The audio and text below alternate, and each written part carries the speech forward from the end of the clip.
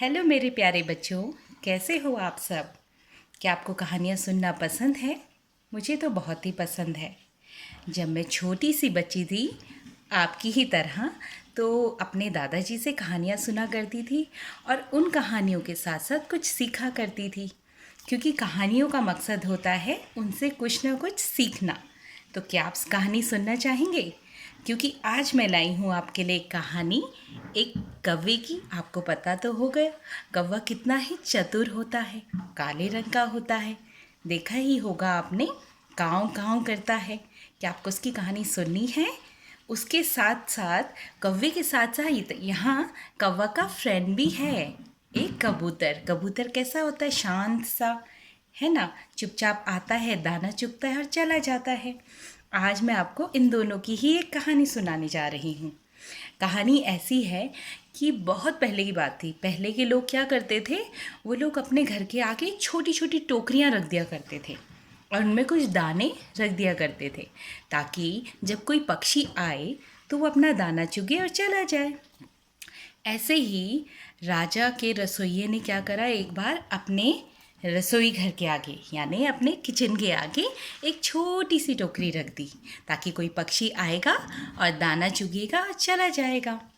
तो वहाँ पे टोकरी रखे रखे काफ़ी समय हो गया। फिर वहाँ आया एक कबूतर। कबूतर आया। कबूतर ने देखा, अरे रसोइया तो यहाँ रोज़ टोकरी रखता है, क्यों ना मैं भी यहीं बैठ जाया करूँ और इसी से दाना चुगा करूँ। ऐसे उस कबूतर ने उस टोकरी में ही अपना खाना खाना शुरू कर दिया। फिर जब कुछ दिन बीत गए तो एक चतुर चतुर कौवे ने देखा।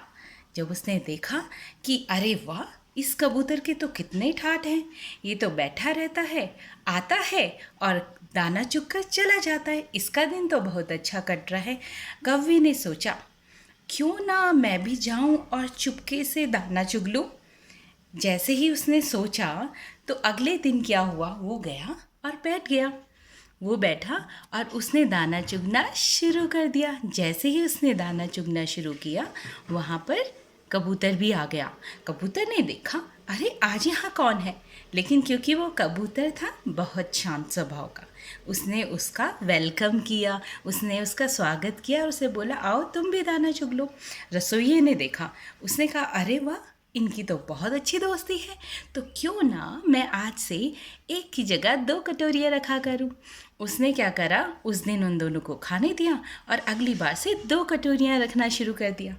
अब क्या होता, कौवा आता दाना चुगता, कबूतर आता दाना चुगता, दोनों दोनों दाना चुगने लगे, उनकी दोस्ती बढ़ने लगी।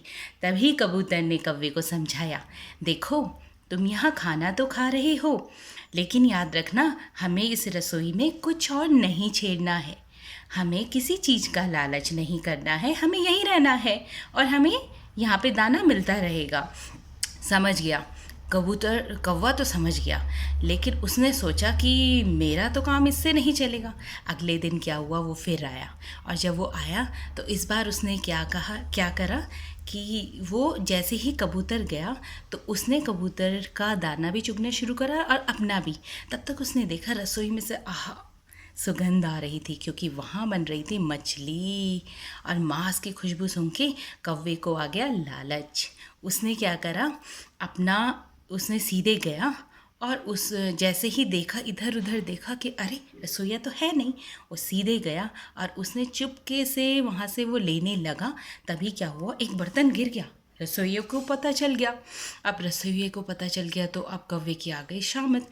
रसोइये ने फटाफट अंदर आके किचन का दरवाज़ा बंद कर दिया और जैसे ही दरवाज़ा बंद हुआ, उसने कबूतर को दबोचा, उसके पंख तोड़े और उसे भी मिर्च मसाला लगा के फेंक दिया। उसने लालच करा था, इसलिए उसको ऐसी सज़ा मिली। तब तक क्या हुआ, कबूतर अपने समय में आया। उसने देखा, अरे ये क्या, ये कौवा तो मरा पड़ा है, इसने ऐसा क्या करा। वो जल्दी से समझ गया, वो समझ गया कि कौवे ने ज़रूर लालच करा होगा, जिसके कारण उसको ऐसी सज़ा मिली है। वो समझ गया कि नहीं भाई नहीं, अगर मैं भी गया तो मेरा भी यही हाल होगा, क्योंकि मैं तो इसका मित्र था ना। यही समझ के वो डर गया और उसने अपनी समझदारी दिखाई और वो वहाँ से चला गया। ठीक है बच्चों, तो आपको इस कहानी से क्या समझ में आया? इस कहानी से इतना तो समझ में आ गया होगा कि हमें सबकी बात सुननी चाहिए, घमंड नहीं करना चाहिए, लालच नहीं करना चाहिए, जो हमें मिला है उसी में खुश रहना चाहिए। आया? अगर आपको ये कहानी पसंद आई हो तो मैं और लाऊंगी आपके लिए बहुत अच्छी कहानी। तब तक के लिए नमस्कार। Thank you.